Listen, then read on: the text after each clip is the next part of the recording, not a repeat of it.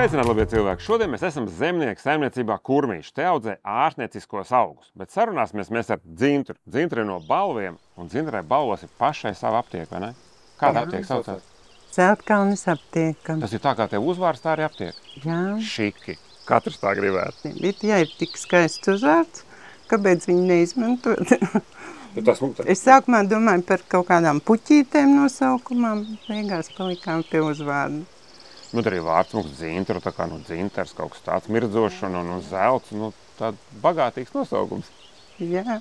Klabēt, kad tas sākās kad? Kad tu izdomāji to nosaukumu? 95. gadā nodibinājām savu aptieku, nākošais gads būs 30 gadu jubileja. Wow! Klabēt, tur jau vajag dūšu, ko tā 95. gadā ņemt un dibināt aptieku. Apkārt skraid kaut kādi reketieri, cilvēkiem vēl nav mobilo telefonu, pilnīgs bardaks. Kā tev ienāca prātā? Tur vajag drosmi. Jā, tad tieši sākās tās aptieku privatizācijas, tās pirmās tur bija. Mums jau arī Balvos bija viena. Es nebiju pirmā, es biju otrā.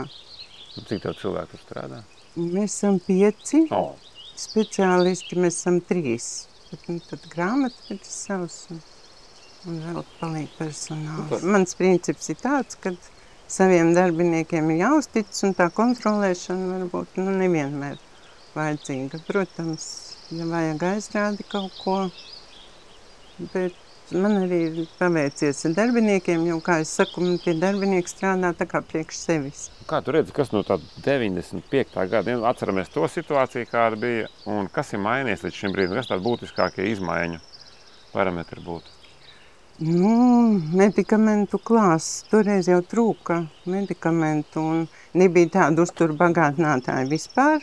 Laikam otra lieta, ko, tā kā es no tā lietotāja puses teiktu, laikam tas recepts digitāls. Jā, tas sākumā jau tas mūs tā ļoti biedēja, tā e-veselība, bet tas ir daudz vienkāršāk tagad. Un kas te tajā pašā farmācijā attīstījies kopš tā laika, kas tur ir mainījies? Mums arī vairs nav parastie kases aparāti, mums ir tās kases sistēmas, ir tās ķēdes un arī, teiksim, mums tā aptiekā viens apvienība, kas ļoti daudz ko dod.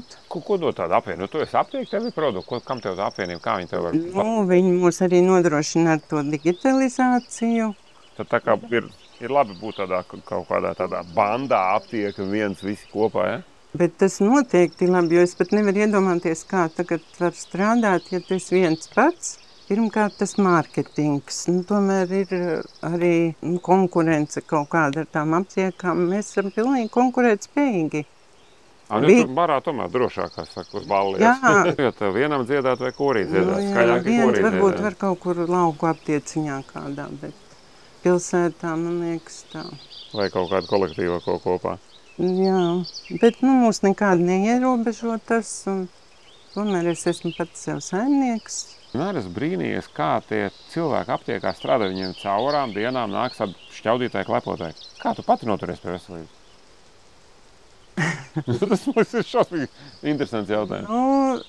Jā, cenšamies vingrot, no rītiem vingrojas. Tos cigunu joprojām, tā ir mana vingrošana. Tādi 8 brokāta gabali, ko es katru rītu daru. Un faktiski viņi visus orgānus arī aizskar. Tējiņas dzeram. Es pat arī vācu savas tējas, pat cik dzīvoju ārpus pilsētas. Kā tu redzi, varbūt, ka vajag, taisīt aptiekā cigunu vingrošanu pusstundu no rīta visiem, kas grib no Balviem atnākt. Varbūt kaut kā tā viņi varētu attīstīties. Ir mums visādas prakses. Mums tagad jogas tur meitenes ir beigušas un visādas kakao ceremonijas un elpošanas. Jā, ir bijis arī ciguni, bet tagad tas tā kā drusciņi.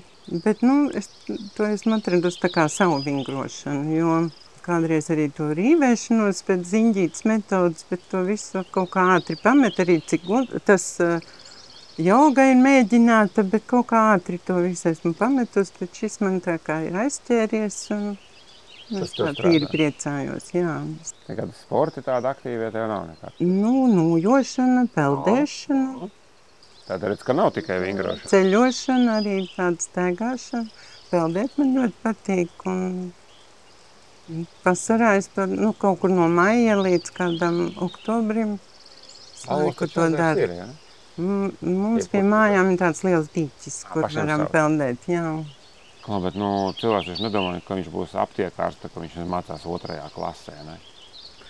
Jā, es jau tikai ar gadiem esmu sapratusi, ka šī ir mana īstā vieta, un tagad es sāku izvērtēt visus tos it kā nejaušos notikumus un saprotu, ka tiku virzīta šim. Un izlasīju tādu teicienu, kad mums nākot pasaulē, katram ir savs uzdevums. Un ja tu dari to, kas tev ir tā kā nolemts, tad arī nāk palīdzība no visuma, no augšas. Mēs jau Latgalē visi esam pārsvarā ticīgi cilvēki, un tagad ticam arī augstākiem spēkiem. Un tagad es tikai to saprotu, kad arī man sākumā varbūt vispār nebija nemaz tādas īpašības, kas raksturīgas. Es biju tāda ļoti fiksa meitene,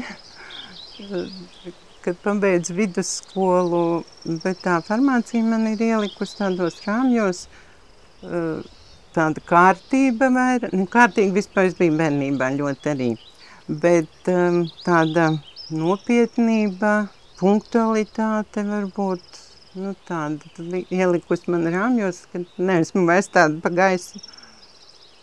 Un atbildība noteikti, un arī man labā īpašība tā, ka es esmu tāds komandas cilvēks.